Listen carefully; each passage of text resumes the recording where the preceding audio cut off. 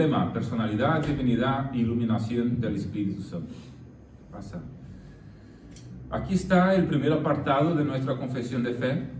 Dice: creemos que el Espíritu Santo es la tercera persona de la Trinidad, es Dios de la misma sustancia que el Padre y el Hijo. Ya hemos visto sobre la doctrina de la Trinidad y hoy vamos a centrarnos especialmente en la tercera persona de la Trinidad, el Espíritu Santo. Y la confesión de fe nos sugiere algunos pasajes que están ahí. Vamos a leerlos, ¿no? Y de este primer apartado sobre el Espíritu Santo, pues sacamos los dos primeros temas ahí, ¿no? La personalidad y la divinidad del Espíritu Santo. ¿Por qué? Porque es la tercera persona de la Trinidad. Es decir, es una persona y es Dios. Entonces vamos a ver ahí estos pasajes. Mateo capítulo 3, versículos 16 y 17 dice: Jesús, después de bautizado, subió enseguida del agua. En ese momento los cielos se abrieron y Jesús vio al Espíritu de Dios que descendía como una paloma y se posaba sobre él. Y se oyó una voz de los cielos que decía: este es mi Hijo amado en quien me complazco. Este es un pasaje muy utilizado y muy común al hablarse de la doctrina de la Trinidad, ¿no? Porque ahí se conjuga en el mismo momento, ¿no? Están juntos el Padre, el Hijo y el Espíritu Santo. En el momento que Jesús es bautizado, el Espíritu desciende sobre él y el Padre habla desde los cielos. Otro pasaje, Mateo 28, pasa así, Mateo 28, 19. Por tanto, id, haced discípulos de todas las naciones, bautizándolos en el nombre del Padre, del Hijo y del Espíritu Santo. Entonces el bautismo siempre es en nombre del Padre, del Hijo y del Espíritu Santo. Otro pasaje clásico de la doctrina de la Trinidad, donde están juntos nuevamente el Padre, el Hijo y el Espíritu Santo en, digamos, la secuencia es simplemente una cuestión de quién es Dios y quién no es, o quién es más importante y quién no, simplemente una secuencia natural, Padre, Hijo y el Espíritu, pero los tres están puestos ahí como iguales en el sentido de autoridad, ¿no? Porque el bautismo es en nombre del Padre, del Hijo y del Espíritu Santo, para que sea un bautismo autorizado, para que tenga autoridad el bautismo, ¿no? Validez. Entonces, ahí está el Espíritu Santo en la misma categoría del Padre y del Hijo, como siendo el propio Dios. Otro pasaje: cuando venga el Consolador, a quien yo os enviaré de parte del Padre, el Espíritu de verdad procedente del Padre dará testimonio acerca de mí. Cuando Jesús habla de que Él se va, pero viene otro. Sabemos que esta palabra otro, ahí, de otro como yo, ¿no? No es otro diferente de mí, sino otro como yo. Es decir, Jesús, Espíritu Santo es Dios como Jesús, y va a consolar, en el sentido de estar cerca y con nosotros, y junto a nosotros, y en nosotros, así como Jesús. Pasa otro pasaje. Hechos 5:3. Dice: Pedro le dijo: Ananías, ¿por qué has dejado que Satanás te convenciera para que mintieras al Espíritu Santo y sustrajeras para ti una parte del precio del terreno? ¿Acaso no era tuya la heredad antes de venderla? Y cuando la vendiste, ¿no obraba en tu poder el dinero de la venta? ¿Cómo se te ha ocurrido hacer una cosa semejante?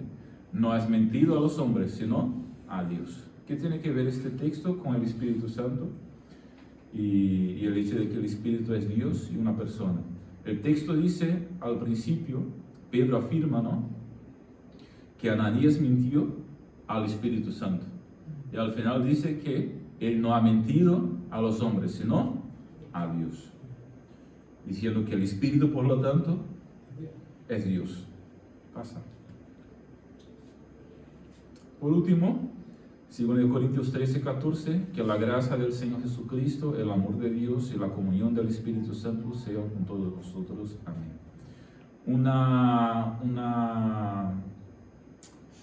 Una forma de terminar la carta y a veces también de empezar una carta de Pablo y de los apóstoles que dejan claro la doctrina de la Trinidad y la propia divinidad, por lo tanto, del Espíritu Santo, ¿no? Y también señalando que era como el Padre y el Hijo, una persona, ¿verdad? Entonces, una bendición tripla, ¿verdad? Lo que es muy común, entonces, en el Nuevo Testamento. Y cuando damos también una bendición en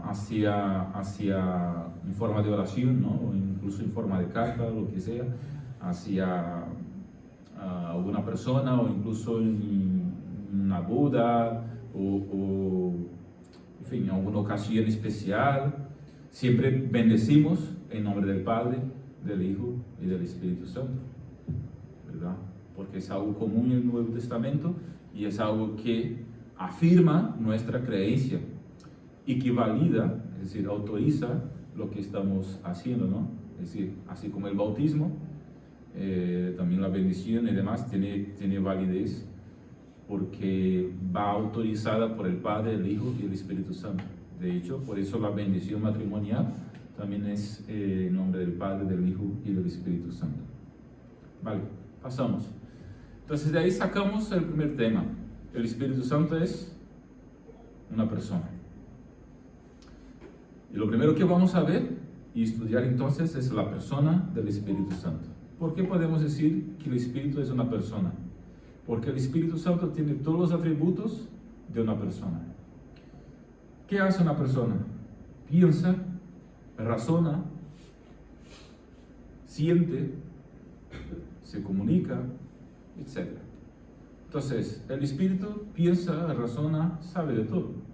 Dice 1 Corintios 2:10, el Espíritu lo examina todo, incluso las profundidades de Dios. Entonces, tiene atributos de una persona. Tiene sentimientos, como he dicho, ¿no? Quien siente, los animales, por más que se pongan tristones, no tienen y por más que sean algunos bastante, entre comillas, inteligentes, ¿verdad? No razonan como los hombres, como los seres humanos, como las personas, tampoco sienten como las personas. Y entonces dice, se entristece, tiene celos, ama y siente de todo.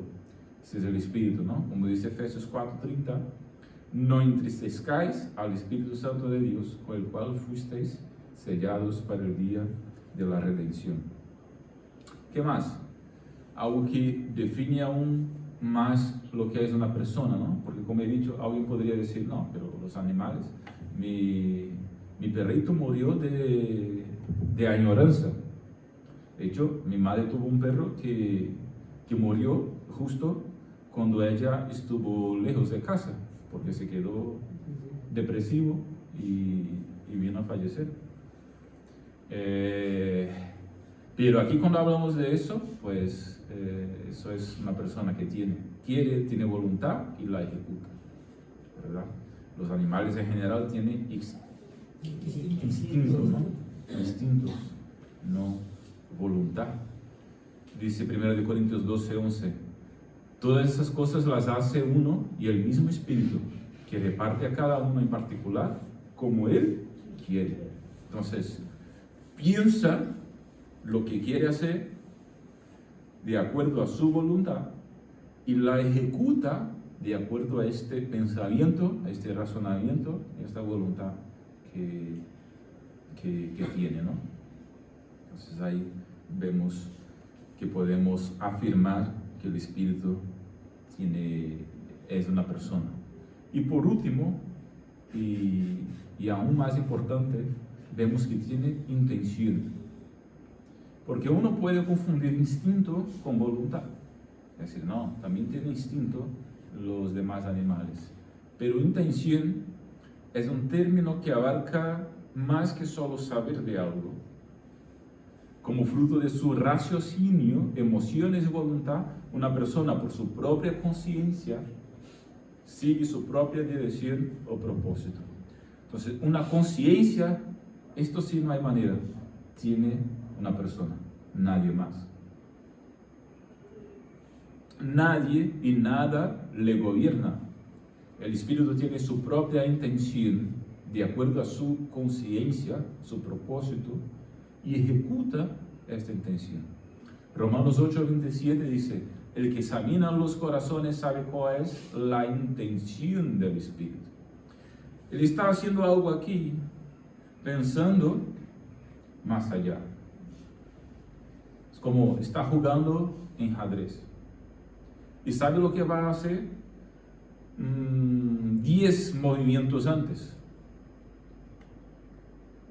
Esto lo puede hacer una persona que razona, tiene intención y ejecuta de acuerdo a esta voluntad y a este pensamiento, esta inteligencia, pues lo que quiere. Pasa.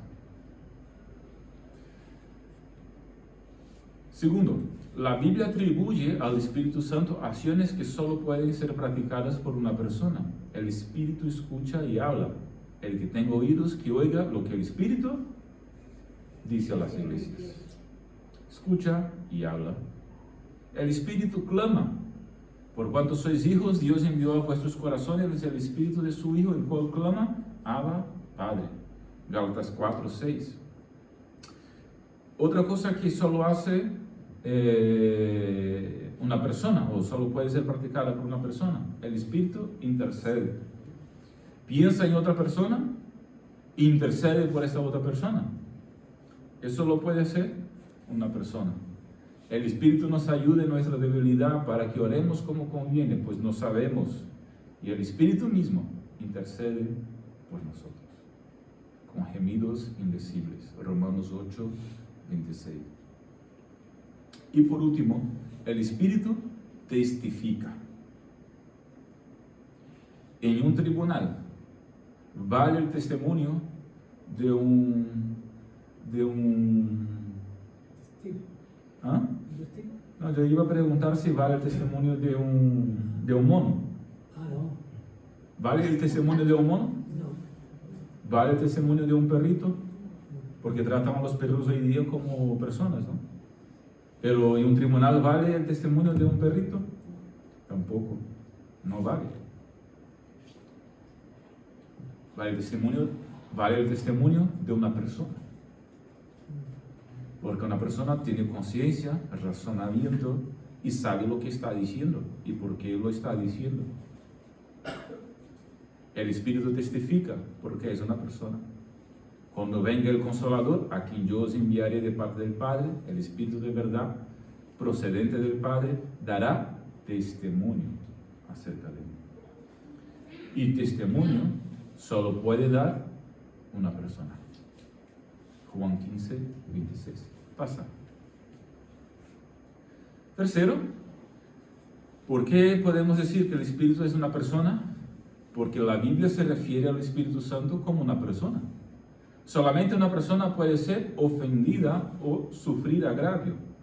Hebreos 10:29. ¿Cuánto mayor castigo pensáis que merecerá el que pisotee al Hijo de Dios y tenga por inmunda la sangre del pacto en la cual fue santificado y ofenda al Espíritu de la gracia?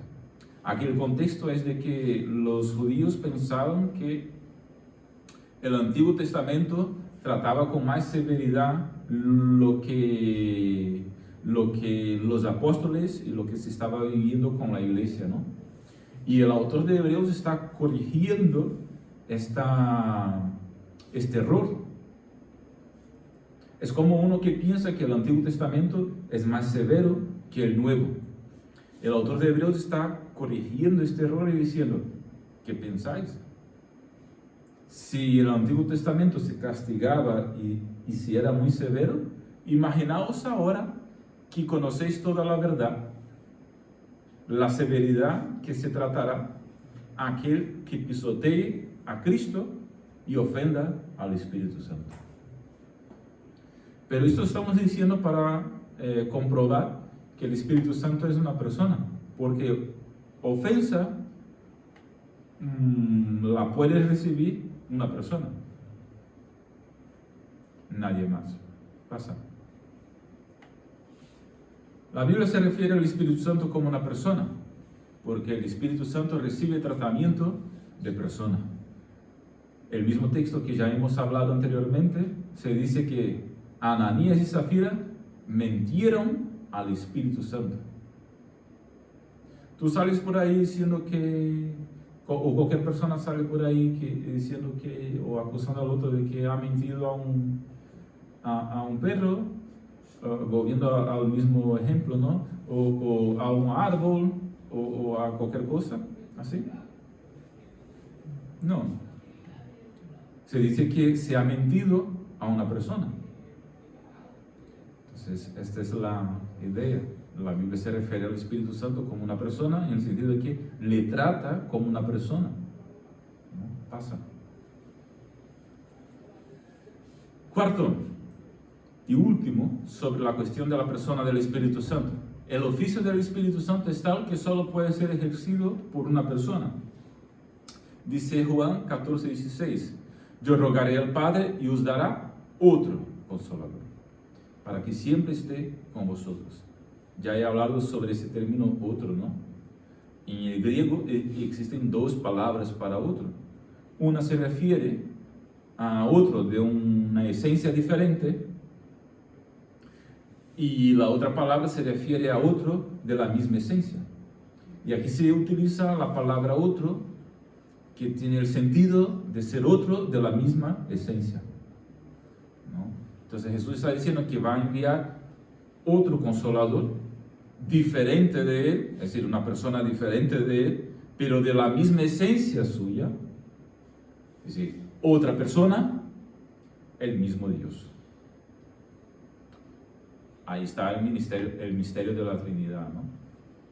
Pero dice el texto, para que siempre esté con vosotros el Espíritu de verdad, a quien el mundo no puede recibir, porque no le ve ni le conoce, pero vosotros le conocéis porque vive con vosotros y estará en vosotros. Estar en nosotros, su capacidad de consolarnos llega hasta lo sumo, ¿no? Entonces, esto es algo que solo puede ser ejercido por una persona, y obviamente una persona divina. El consuelo, el entender, porque ¿qué es consolar? Aliviar el dolor, animar, acompañar. Jesús está en dificultad, pues me comparte algo, yo le consuelo. Alguien está enlutado por la pérdida de alguna persona y los hermanos le consuelan con un abrazo, con una palabra de ánimo. ¿Eso quién lo hace? Pues personas. Esta es la idea, ¿no?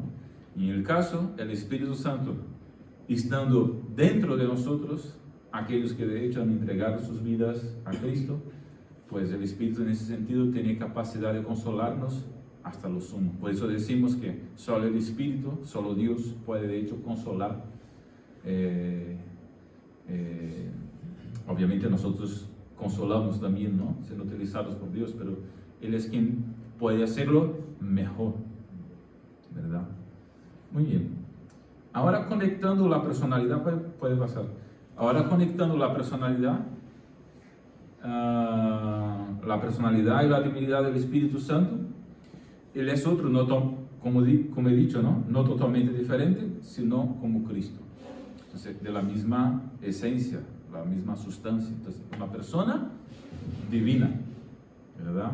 Entonces, hemos hablado de la personalidad del Espíritu Santo, y ahora vamos a hablar entonces de la divinidad del Espíritu Santo. Para que quede claro que de hecho el Espíritu Santo es una persona y es el propio Dios. El mismo texto que hemos ya leído, Hechos 5, 3, 4, la Biblia llama al Espíritu Santo de Dios.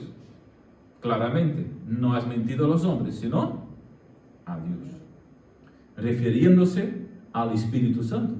Entonces la Biblia declara objetivamente, claramente, que el Espíritu Santo es Dios. Entonces, eso es importante porque muchas sectas, muchas religiones piensan que el Espíritu Santo es una fuerza. Es como algo que está ahí por detrás de las cosas, ayudando, promoviendo algo, como... No. es como un áurea, por así decirlo. Nosotros no creemos eso. El Espíritu no es una fuerza que está en actuación en el mundo. El Espíritu Santo es una persona que habita en nuestros corazones, el corazón de la iglesia, ¿verdad? Y es el propio Dios en ese sentido, siendo la tercera persona de la Trinidad. La Biblia no solamente llama al Espíritu Santo de Dios, sino que confiere al Espíritu Santo los atributos de Dios. ¿Qué dice Génesis capítulo 1, versículo 2? El Espíritu de Dios se movía sobre la faz de las aguas. Entonces, el Espíritu es también creador. Entonces, el acto de crear es un atributo divino. Y estaba el Espíritu creando, ¿no? El Espíritu es omnipresente. ¿A dónde me iré de tu Espíritu? Dice el Salmo 139, versículo 7.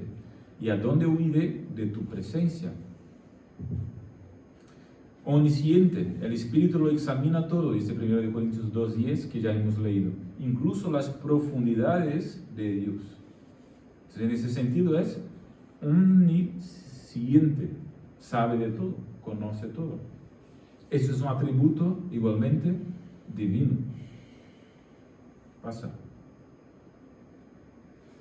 Y por último, hablando de la divinidad del Espíritu Santo, la Biblia atribuye al Espíritu Santo obras que solo Dios podía realizar. Ya hemos dicho, la obra de la creación, envías tu Espíritu, son creados y renuevas la faz de la tierra, y también resucitar a Cristo. Dice que Romanos 8:11, ¿no? Si el Espíritu de aquel que levantó de los muertos a Jesús habita en vosotros, el que levantó a Cristo de los muertos también dará vida a vuestros cuerpos mortales por su Espíritu que habita en vosotros. Entonces, el mismo lenguaje del Antiguo Testamento, ¿ves? El Espíritu de Dios, pero refiriéndose al Espíritu Santo en sí. Porque abajo dice el Espíritu que habita en vosotros. Entonces, ese Espíritu de Dios es el Espíritu Santo que dice Pablo está en nosotros, como en Efesios. Y dice que este Espíritu Santo fue quien levantó a Cristo de los muertos. Es decir, la Biblia aquí está confiriendo al Espíritu Santo la obra de resucitar a Cristo. Algo que solo Dios, por supuesto, puede hacerlo. Resucitar a Cristo, ¿no?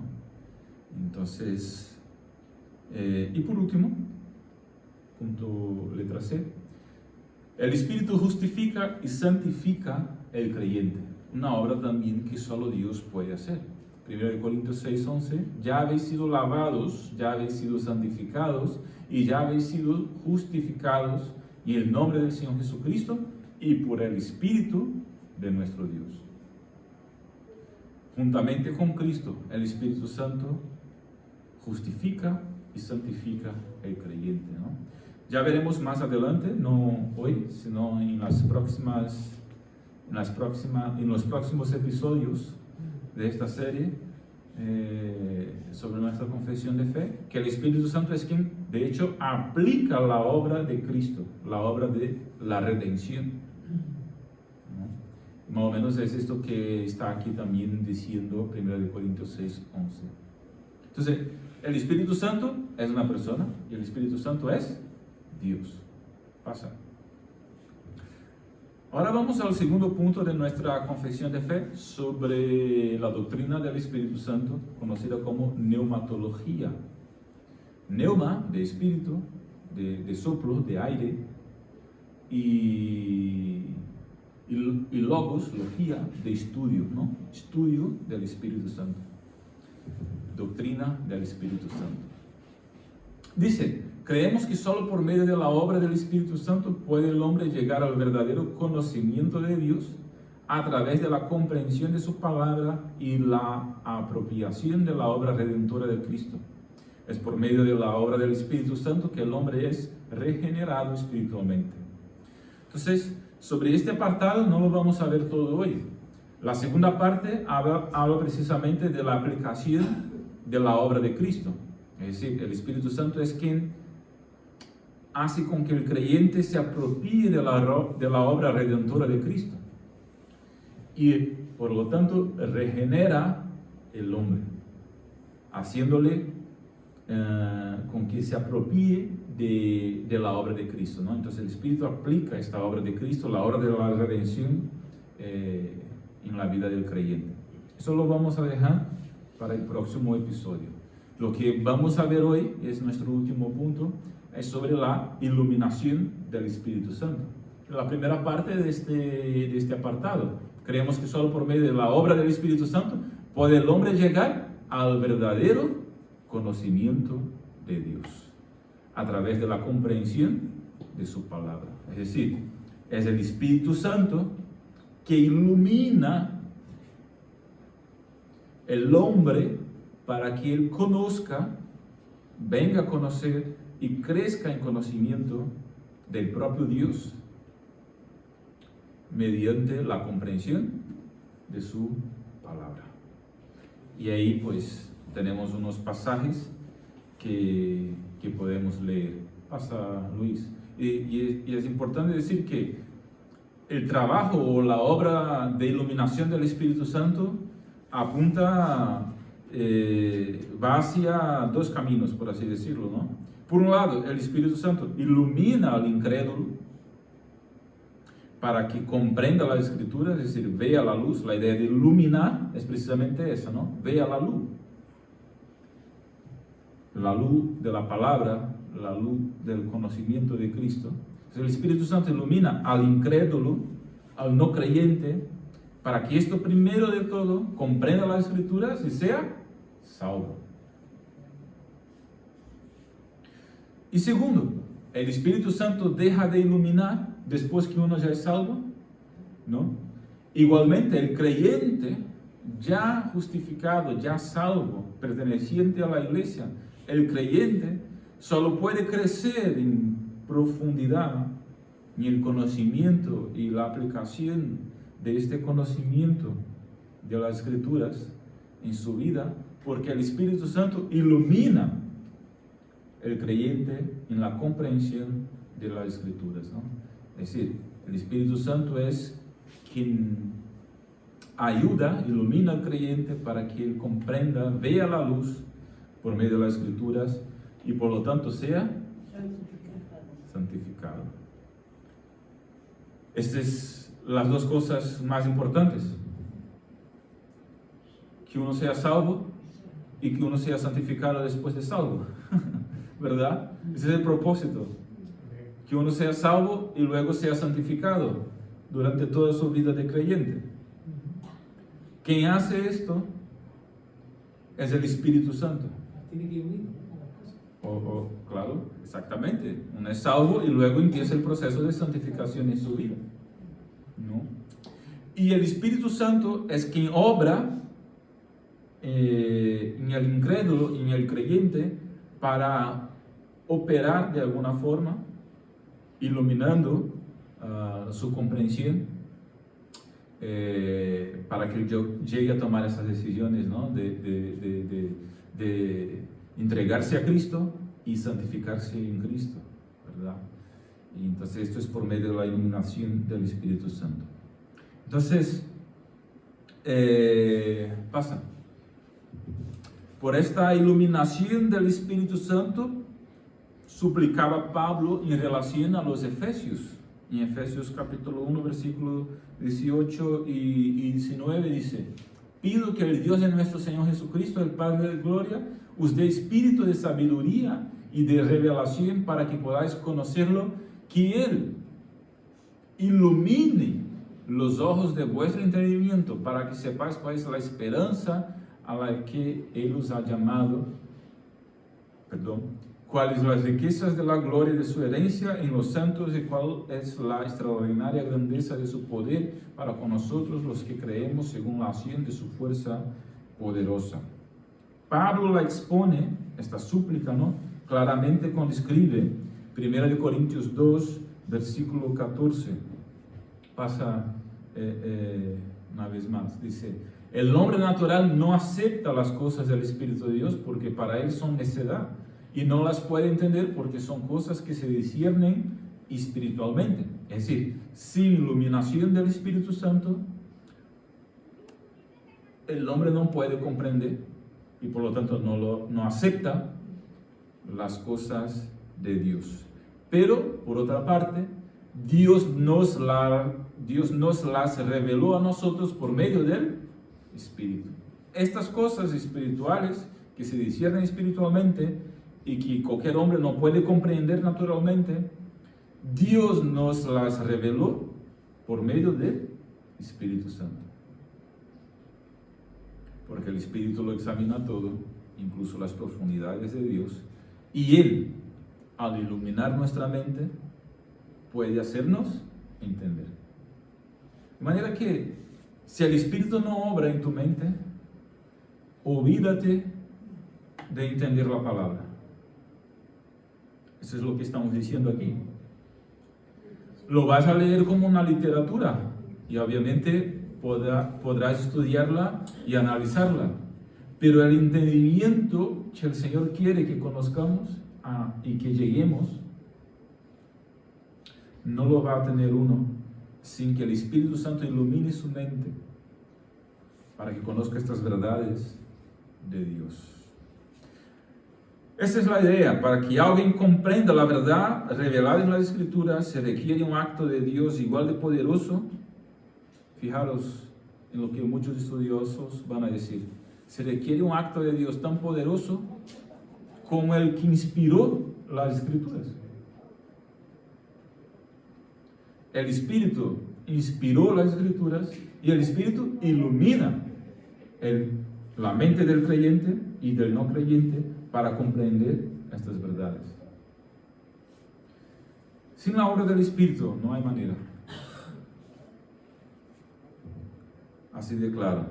Así que tener la doctrina correcta es importante, pero no olvidemos que la obra de iluminación para el entendimiento es una obra del Espíritu Santo. Pasa, Luis. Eso lo he dicho, ¿no?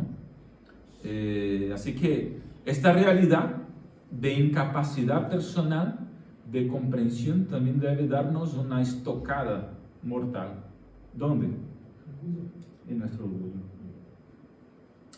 En nuestro orgullo humano de pretender poder comprenderlo todo por nuestros propios medios, ¿no? Nuestras propias capacidades. Uno jamás será inteligente lo suficiente. Y sabemos que la inteligencia la da el propio Dios, incluso a todos los seres humanos.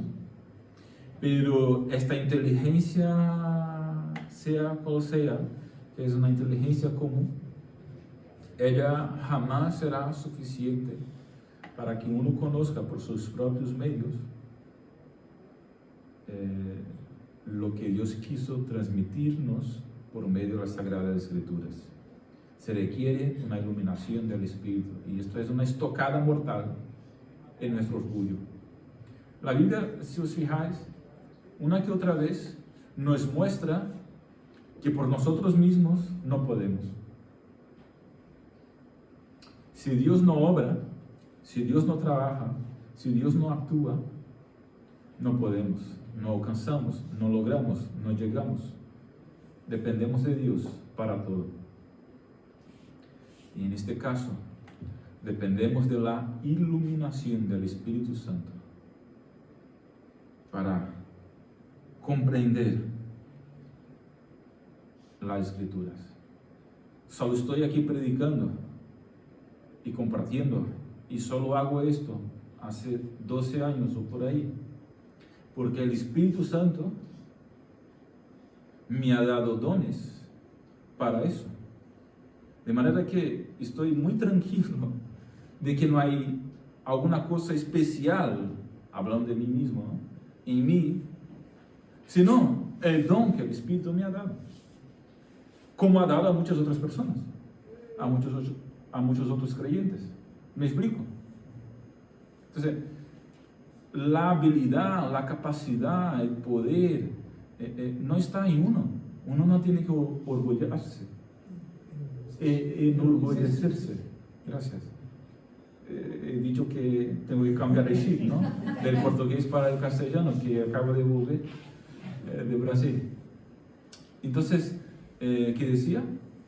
Uno tiene que enorgullecerse. Era para saber si estabais acompañando. Y no tener que repetir la palabra que me equivocaba. Bueno, esto, hermanos, uno no tiene que enorgullecerse de la sabiduría que uno tiene y de aquello que uno hace para Dios, que está bien hecho. Porque si lo está haciendo bien, es porque el Espíritu le ha dado capacidad para eso. El predicador o el maestro que expone bien las Escrituras, obviamente tiene que estudiar para eso, tiene que capacitarse, tiene que prepararse, etcétera, etcétera. Pero al final de cuentas, no estoy en contra, cuando estoy hablando de eso, no estoy en contra del estudio y de la preparación, y lo hago, no me convence estos predicadores que dicen, el Señor me reveló anoche lo que tenía que predicar hoy, de manera que sin ningún tipo de preparo, pues hablo las Escrituras y por ahí va, ¿no? A lo mejor el Espíritu puede hacer eso en algún momento con una persona, pero lo normal, desde mi punto de vista y mi comprensión, es que uno se prepara, uno estudia, uno busca entendimiento bajo oración, con humildad delante de Dios. Pero con todo esto, al fin de cuentas, cuando uno está allí con la Biblia abierta, buscando estudiarla y comprenderla para exponer después, o incluso para sí mismo, lo que hace con que uno entienda es la iluminación del Espíritu en la mente de uno. Y obviamente el Espíritu hace esto con todos los creyentes. Ilumina para la comprensión. Y aquel que tiene el don de conocimiento, el don de maestro, obviamente, porque el Espíritu ha dado una capacidad aún más especial a este creyente, ya vamos a hablar de los dones más adelante, ¿no? Pero ya anticipándome un poquito, porque el Espíritu ha dado una capacidad especial a este creyente en particular, él tendrá una capacidad más grande y mayor de comprender para poder enseñar al pueblo, ¿verdad? Esa es la única diferencia del que tiene el don y del que no tiene. Es como quien tiene el don del evangelismo. Todos los que estamos aquí estamos llamados a evangelizar. El que tiene el don tiene más capacidad y ayudará a todos los miembros a evangelizar.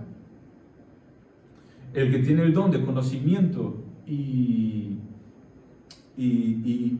es maestro, pues igualmente todos tienen que entender y comprender y enseñar a los demás. Entonces, el que tiene el don ayudará a toda la congregación porque tiene más capacidad en eso. Entonces, los que tienen más capacidad ayudan a los demás a hacer lo que todos tenemos que hacer. Y por ahí van los tiros.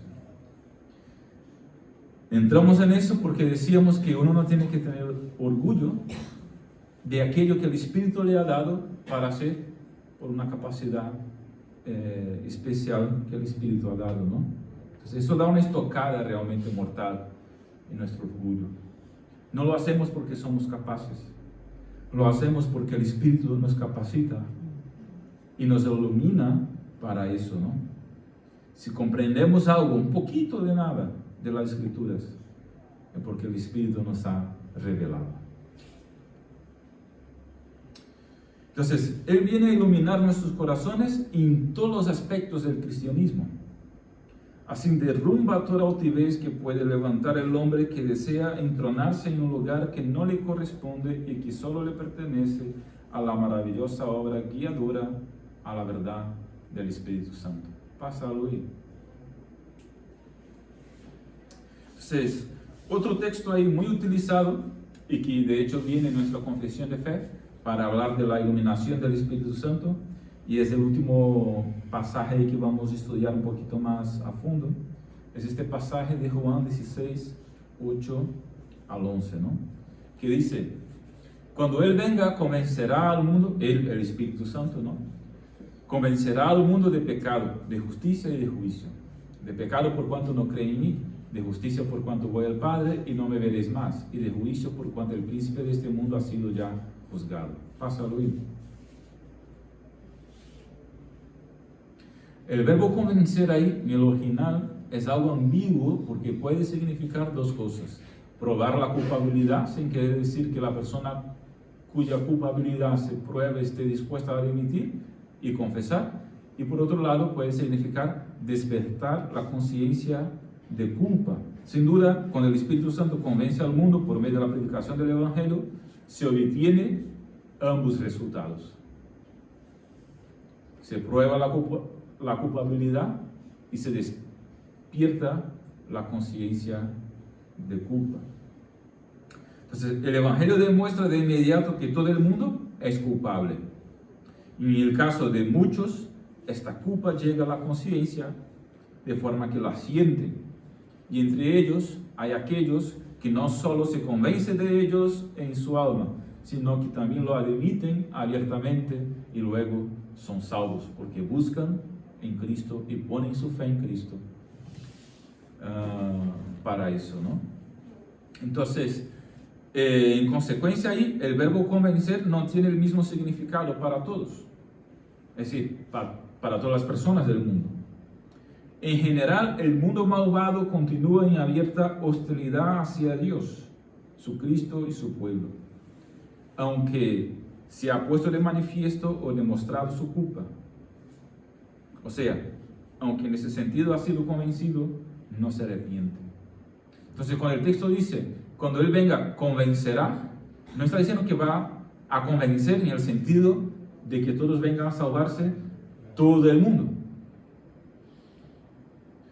Por un lado, convence a todos en algún momento, pero por otro lado, ese convencimiento no significa que todos van a creer en Cristo. Vamos a hablar un poquito más de eso, ¿no? Pondrá públicamente de manifiesto la culpa del mundo, pasa Luis, y lo invitará al arrepentimiento, ¿verdad? Lo convencerá respecto a 3 asuntos: pecado, justicia y juicio. En algunos casos, el resultado de ese convencimiento será la conversión, pero en otros, el endurecimiento y el castigo eterno. Vamos a ver el primero, ¿no? Lo primero que dice es que va a convencer de pecado, por cuanto no creen en mí, dice Jesús, ¿no? El Espíritu va a convencer de pecado por cuanto no creen en mí.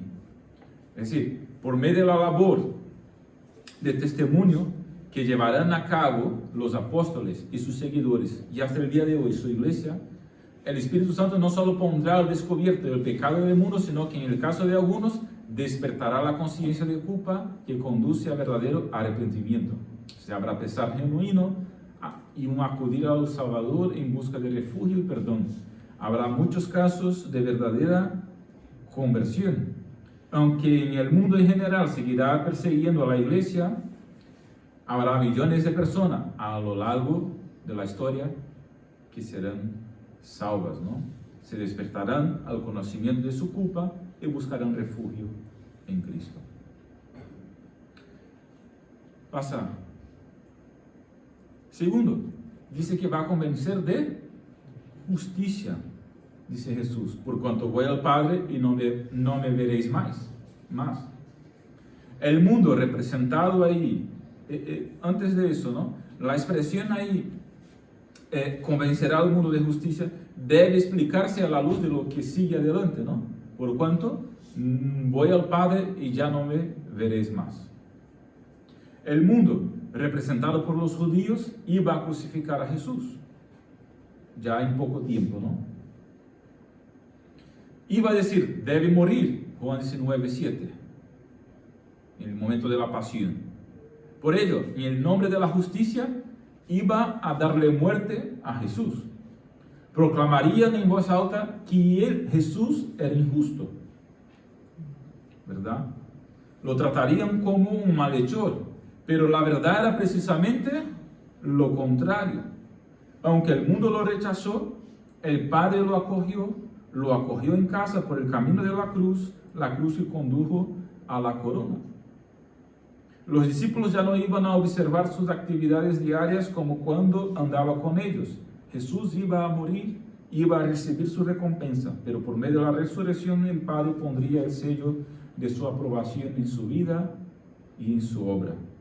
Él, el mismo a quien el mundo había llamado malhechor, por medio de una ida victoriosa al Padre, sería señalado como el justo.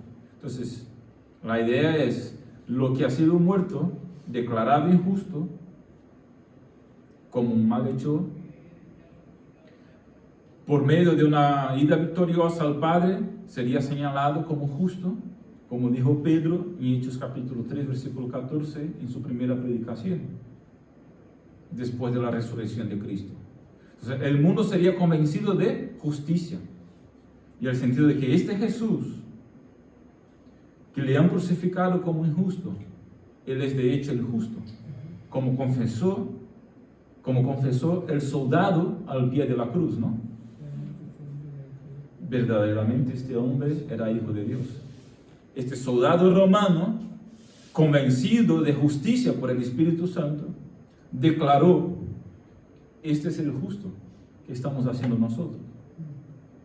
¿Ves? Entonces, esta convicción resultaría en la condenación del mundo, en la condenación de Satanás y de todos los que se negaron a arrepentirse. Uno dice: wow, de hecho Él es el justo. Uno puede estar convencido de esto, pero si no se arrepiente, ¿qué pasa? ¿Será condenado o seguirá condenado? Pero convencido de esto, ¿qué tiene que hacer? Arrepentirse. El soldado romano, convencido, no sabemos lo que le ha pasado, porque el texto no nos dice si se ha arrepentido o no. ¿Me explico? Ojalá que sí. Pero simplemente reconoció: este es el justo, convencido de justicia. Y tercero, dice el texto, convencer de juicio, por cuanto el príncipe de este mundo ha sido juzgado, ¿no? El príncipe de este mundo ya estaba condenado, dice Juan 12:31, 14:30. Al condenar a Cristo, el acogido por el Padre, ¿no? Cristo que fue acogido por el Padre como el justo, cuando el mundo condena a Cristo, se condenó a sí mismo. Y en el último día, esta sentencia se manifestará a todo el universo cuando el diablo que los engañaba es lanzado en un lago de fuego y azufre. En consecuencia, el mundo, al seguir el consejo de Satanás de condenar a Jesús, resulta condenado.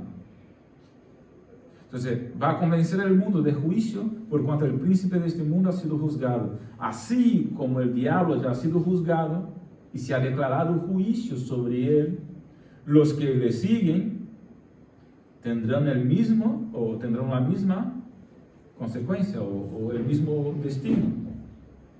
Esa es la idea. Entonces, resumiendo, resulta evidente que a través de la predicación del Evangelio, el Espíritu Santo ayuda a la iglesia y que lo hace convenciendo al mundo con respecto a su propio pecado,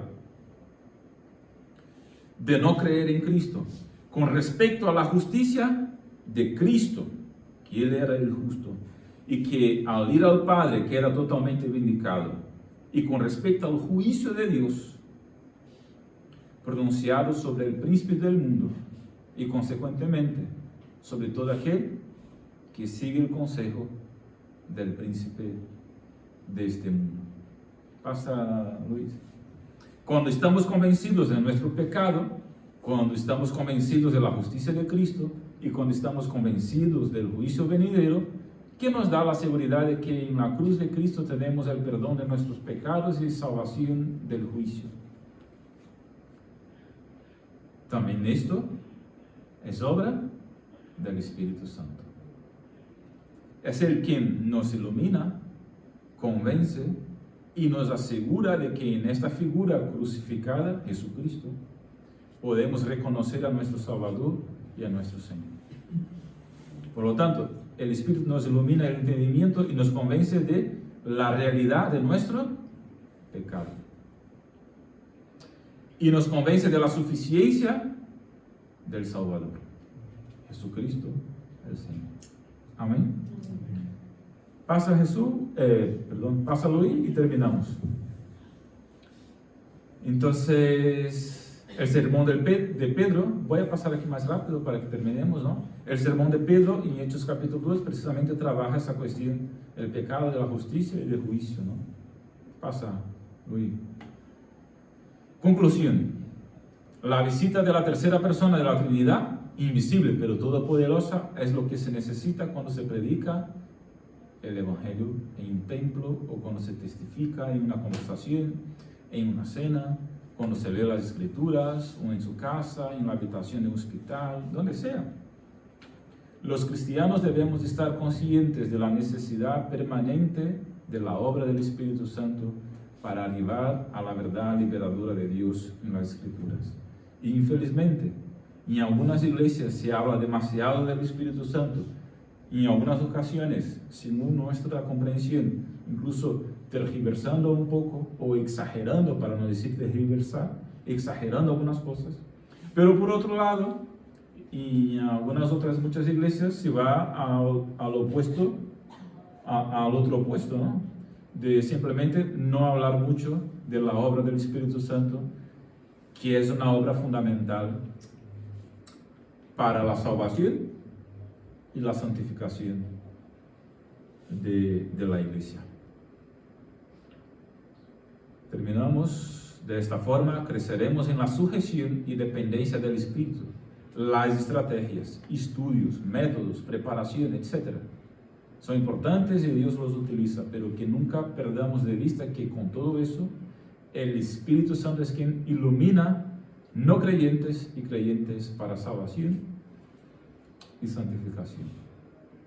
La obra de hacer nacer de nuevo a las personas y transformar vidas y santificarlas es llevada a cabo por el Espíritu, ya que Él es el único capaz de hacer lo que el ser humano es incapaz de hacer por sus propios medios. Amén. Pues así empezamos nuestro tema de la doctrina del Espíritu Santo. ¿Alguna pregunta?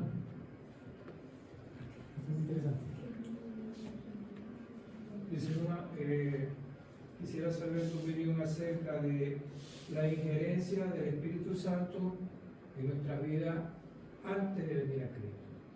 Si es, porque a veces ahora, con el paso del tiempo, cuando ya somos creyentes, podemos mirar hacia atrás y ver que han habido ciertas circunstancias que podemos atribuir a la obra del Espíritu Santo. ¿Es eso cierto? ¿Hay injerencia? ¿Es real? ¿Ha habido una manifestación plena del Espíritu antes de que nosotros no tengamos ni idea de lo que es Cristo? Yo creo que hay injerencia del Espíritu Santo y del propio Dios, digamos, manifiesto en las tres personas, en todas nuestras vidas. De hecho, si Dios no quiere, ni siquiera salimos del vientre de nuestra madre. ¿Me explico? Entonces, y luego después lo que pasa en nuestras vidas, Dios está con el control del destino del mundo y de nuestras vidas en sus manos. Está conectado algo con la elección, ¿no? Bueno, no voy a entrar ahí. Un poquito por ahí, ¿no? Yo evito entrar ahí. Pero lo que quiero decir es que yo creo que Dios tiene, y el Espíritu Santo en sí, hablando del Espíritu Santo, ¿no?, tiene injerencia, claro que sí, en nuestra vida, sea cual sea el momento. Ahora, como he dicho, bueno, por una parte podemos decir que hay una gracia común de parte de Dios a todos los hombres. El sol nace sobre justos e injustos, la lluvia también, y cae para unos y para otros, y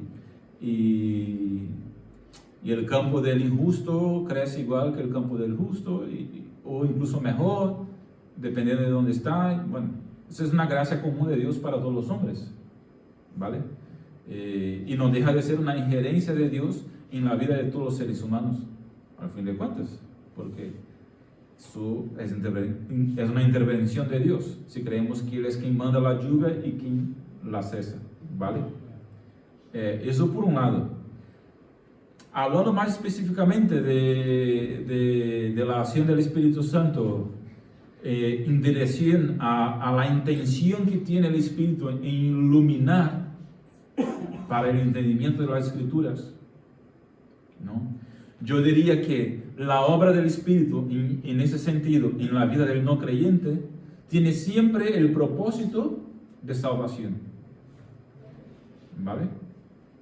Aquí estoy separando de alguna forma, no sé si puedo hacer eso, digamos lo que es la gracia común de Dios sobre todos los hombres y la injerencia que Él puede tener en la vida de todos los hombres en ese sentido, de su propósito, su intención o de salvar personas, ¿verdad? Y en ese sentido, por ejemplo, hablando de ti, que estás aquí hoy, podría hablar de mí también, que estoy aquí ahora y creo que soy salvo, igual que tú crees que eres también. Entonces, hablando en esos términos, yo puedo decir, o yo creo que el Espíritu Santo sí ha trabajado en tu vida, en mi vida, a lo largo de mi historia, y mis experiencias han sido utilizadas por el Espíritu Santo de alguna forma para ayudarme a entender la Escritura, es decir, el Evangelio. Y esta iluminación del Espíritu Santo, y el Espíritu utiliza de diferentes maneras para iluminarnos, pues me ha llevado a tomar una decisión de entregar mi vida a Cristo y luego una decisión de seguir santificándome. Entonces, el Espíritu Santo en la vida del no creyente trabaja para que, o ilumina, y lo que estamos aquí hablando, ¿no? La doctrina de la iluminación, ilumina para comprensión de las Escrituras de Dios, del Evangelio, para que seamos salvos, ¿no? Y luego, después que somos salvos, para santificarnos. No sé si contesté. No, sí, sí. Ha mencionado un versículo que dice cuando el Espíritu Santo intercede por nosotros con gemidos indecibles, ¿no? Sí. En el original griego, ¿qué quiere decir exactamente eso, esa expresión? Buena intercede pregunta. por nosotros con gemidos indecibles. Pues puedo buscar, que ya mi conocimiento de griego no es tan extenso, ¿no? Pero podemos buscar para saber lo que dice exactamente en el original, esta idea de gemidos indecibles, ¿no? Voy a buscarlo. Sí, hombre, no conozco todas las palabras, sino las que estudio en la preparación, ¿no? Y esa en especial no he llegado a estudiarla, ¿no? Lo que significa. Volvemos al mismo sitio que el sol sale por todo. El Espíritu Santo ha dicho que ilumina a los creyentes y a los no creyentes. Sí. ¿Cuál es la pregunta? O no es una pregunta, es una afirmación. Sí, es una pregunta.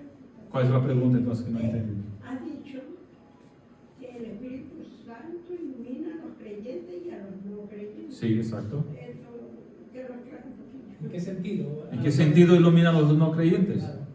El no creyente necesita salvación. Entonces el Espíritu Santo trabajará en el no creyente para que él comprenda el Evangelio, es decir, las Escrituras, y pueda entonces, convencido, viendo la luz, pues ser salvo. Y luego el creyente, los que estamos aquí, el Espíritu Santo está trabajando en nuestra mente para que conozcamos más del Evangelio, de las Escrituras, para que seamos santificados. Porque la santidad viene por el lavar de la palabra. La palabra nos alimenta y nos limpia. Pero para que comprendamos lo que está escrito, el Espíritu tiene que alumbrarnos, iluminarnos. ¿Entiendes? Entonces, nosotros que estamos aquí, podemos entender un poquito de este mensaje y de lo que estamos hablando aquí basado en estos textos, si el Espíritu Santo está obrando. Yo mientras predico, cuento con la ayuda del Espíritu Santo en tu mente, porque si el Espíritu no trabaja en tu mente, no vale de nada lo que estoy aquí hablando. Sería como hablar chino para ti. ¿Me explico? Última pregunta. Si el Espíritu Santo no ilumina tu mente para que comprendas, yo estoy hablando chino para ti. Sí, y tú no tendrías, lo que has mencionado, no tendrías ese don, ¿no? De predicar. Porque Yo... en caso de que yo no entienda, Hombre, como has dicho, no es porque uno tiene el don, no hablando solamente de mí, pero no es porque uno tiene el don que todos van a comprender. ¿Me explico? Y no es porque uno no tenga el don que la gente tampoco no va a comprender. Uno puede no tener el don y la gente comprender. Uno puede tener el don y la gente no comprender. ¿Vale? Porque al fin de cuentas, el Espíritu que está iluminando tu mente. Obviamente, normalmente, el Espíritu Santo, porque dio los dones, levanta a los que dio los dones, pues para ejercer estos dones en la iglesia. El que predica, el que es evangelista, el que tiene hospitalidad, el que enseña, ¿no? Y actúa de esta forma. Pero no significa que uno tiene el don. No es porque José tiene el don de evangelismo que a todas las personas que él predica se va a convertir. ¿Me explico? Yo quisiera. Yo quisiera, pero no va a ser así. Entonces, no es porque uno tiene el don de enseñar que va a decir algo y todos van a comprender así de golpe. No. Lo puede decir una que otra vez, como decía Pablo, y no cansarse de repetir. Cuando has dicho que el Espíritu Santo, ese versículo de los últimos, que cuando el Espíritu Santo es quien nos convence de pecado, de justicia y de juicio, ¿a eso lo podemos llamar la regeneración?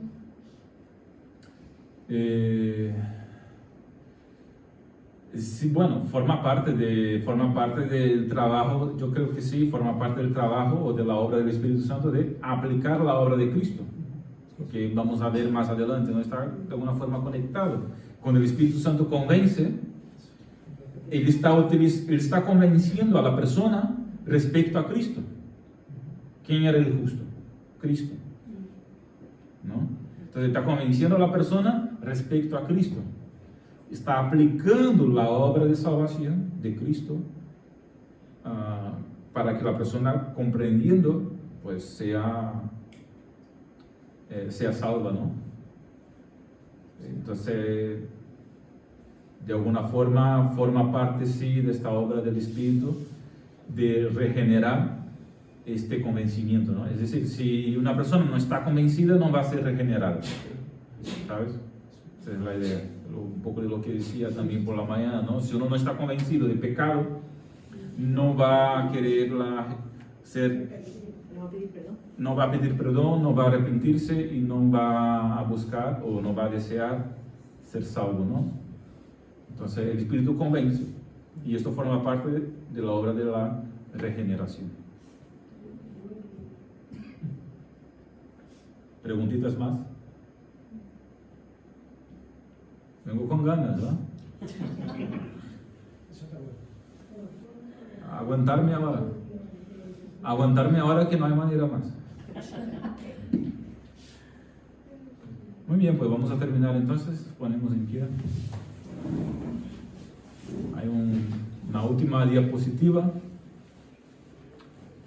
Dice, la doctrina de la incapacidad de la mente humana y la necesidad de la iluminación divina es algo que no podemos darnos el lujo de olvidarnos, pues nos recuerda nuestra dependencia del Espíritu Santo.